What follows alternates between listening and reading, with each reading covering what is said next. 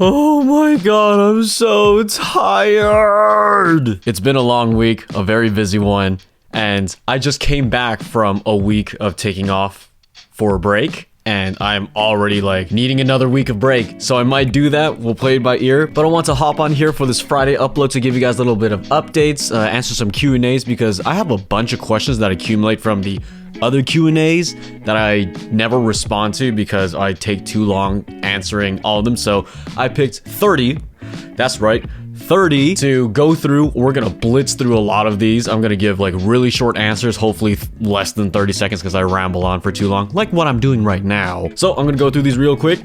Let's jump right into the first question. Are you going to develop / scan film at home, and can you make a video about that?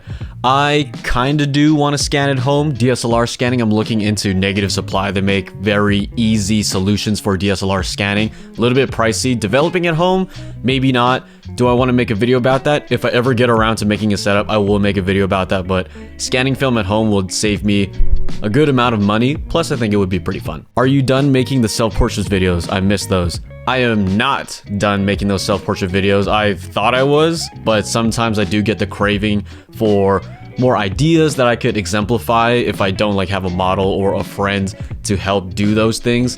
And it's easier to just like, you know, direct myself. So Self-Portrait 7 is actually coming next Friday, which is April 9th. So look forward to that. Self-Portraits 8 will come shortly after that. So look forward to that. Favorite candy? For chocolate, Kit Kat, hands down. For non-chocolate candy, Skittles or sour Skittles. Let's go with sour Skittles. Photobook. I don't know if this person is asking if I own photo books or if I have a favorite one or if I'm making one. I do own a couple photo books. I think I already talked about it on this channel. Am I gonna make a photo book? Yes. I planned on making 2 this year, but I'm way behind and I'm probably going to have to delay it next year. That project I'm like super duper too much in my head about, and I'm kind of having like analysis paralysis of like how I want to go about doing it, whether it's going to be on film or digital, what concept do I want to pick. One of them is going to be called Do You Want to Stay for Dinner? I don't want to get too much into it because I'm like redefining the concept over and over and over again. But yes, I do want to make photo books. I'll leave it at that. Can you make a video on how you make your videos? Probably not.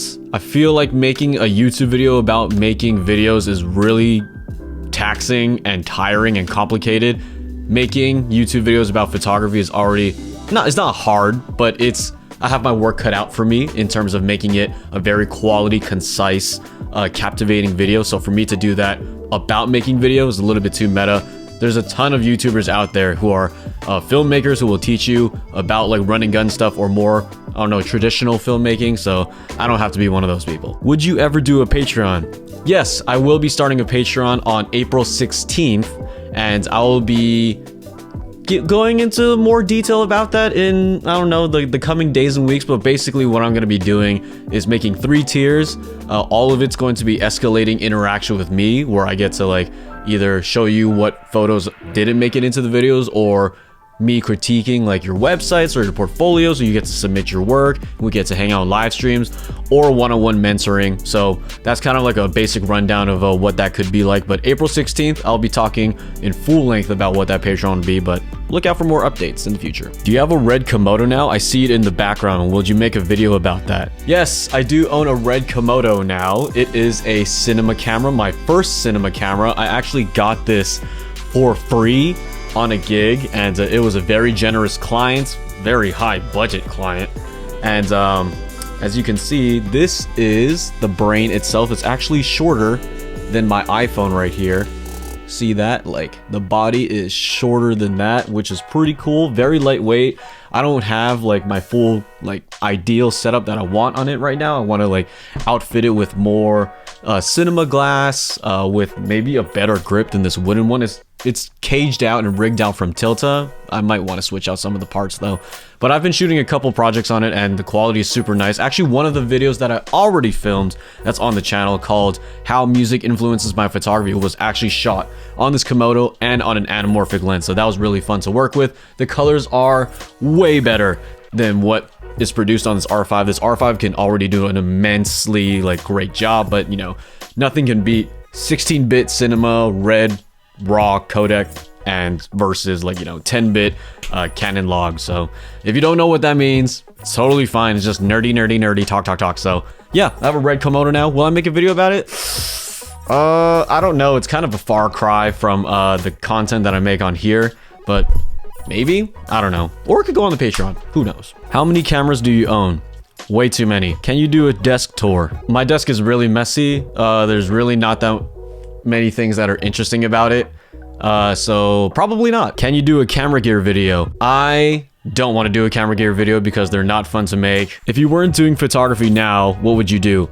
I feel like I would be working in a coffee shop, coaching basketball, and coaching cross country and or track. I actually always wanted to be a coach for cross country or track and or basketball because those are the sports that I played growing up.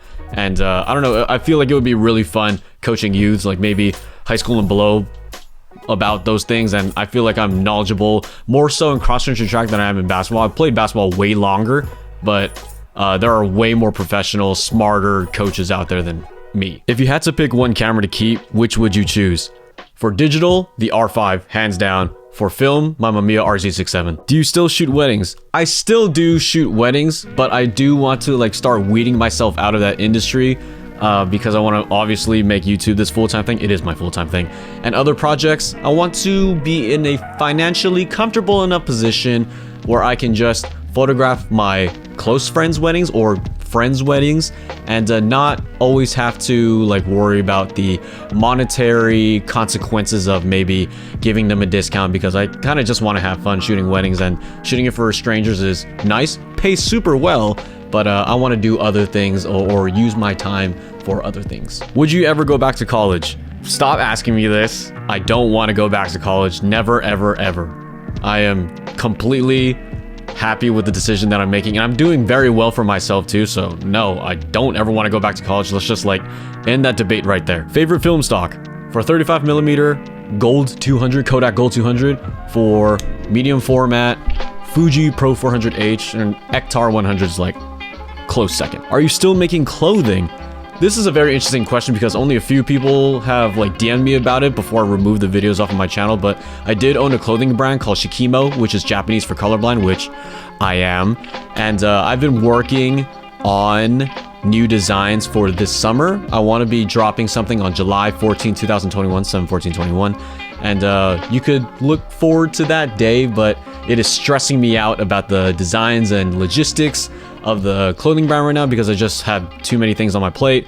But hopefully we could get something out July 14th. I think that'll be very exciting. And if you didn't know I had a clothing brand, I started when in college, and I took a huge break from it since like the first line drop that I think released in December 2018. I took a huge break because I needed to focus on making my freelance career more sustainable, which it very much is becoming. Are you okay? God damn, what kind of question is that? Yes, I'm okay. I'm more than okay. But thank you for asking, but damn, that's usually a loaded question. Are you single? Yes, I am single. I'm hardcore single, and I love it. I think it allows me a lot of independence to do a lot of the things that I'm doing, and I'm very happy to be single. There are no sad boy, simpy vibes over here where I'm at. I'm very much locked in what I need to do, and I know that relationship could be nice, but I think like right now, in this very phase of my life, it's not sustainable.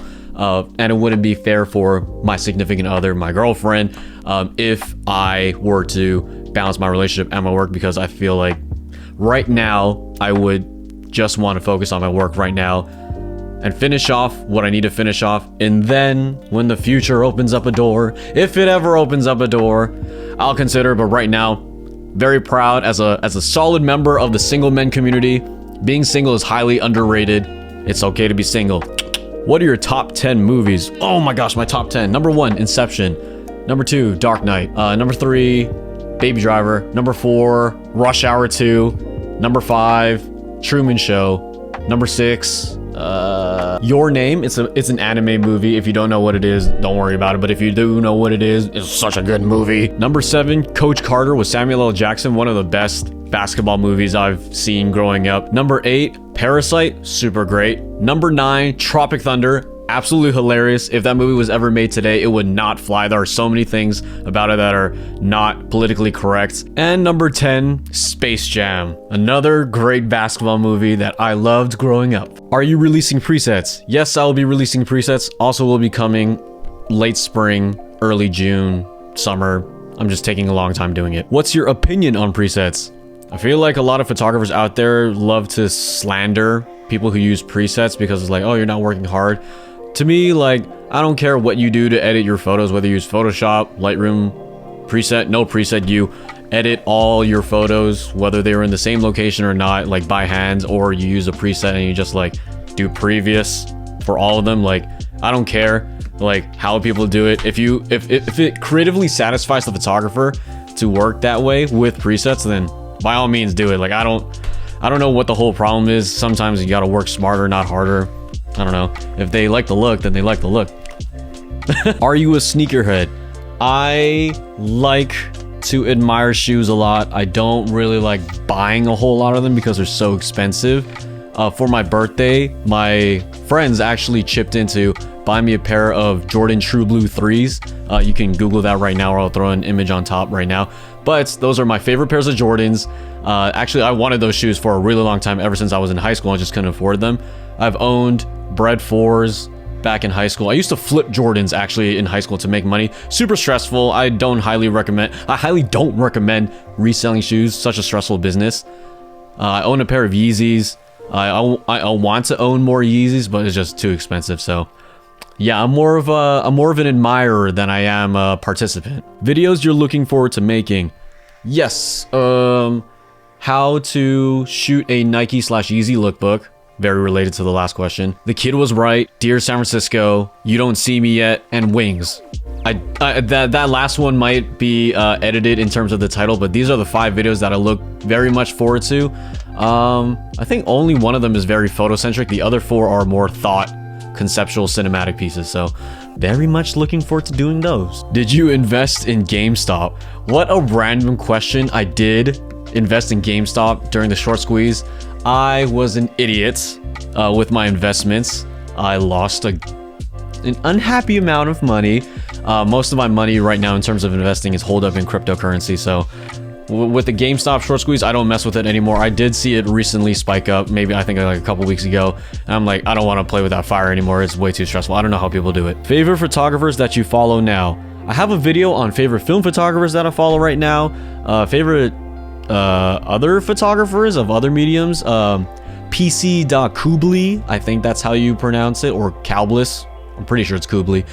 He's a really good landscape photographer, super talented in terms of like editing and design, and also just like how smooth and peaceful each of his photos look. Z Chen Chen, I've mentioned her in one of the self-portrait videos that I did, I think number 2.